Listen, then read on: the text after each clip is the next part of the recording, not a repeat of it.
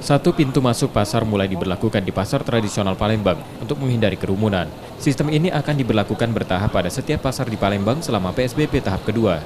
Ketatnya aturan di pasar, jarak antar pedagang dan pembeli akan berbatas agar tak ada interaksi langsung, sedangkan lapak pedagang akan ditertibkan dengan aturan. Pedagang kaki lima akan direlokasi ke tempat lain agar tidak ada kepadatan.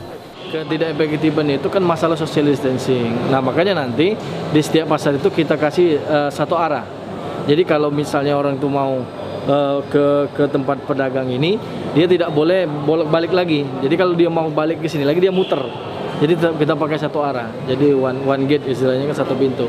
Kemudian untuk PSBB kedua ini, pedagang itu kita kasih pembatas pakai plastik. Jadi antara pedagang dengan pembeli itu tidak bisa bersentuhan.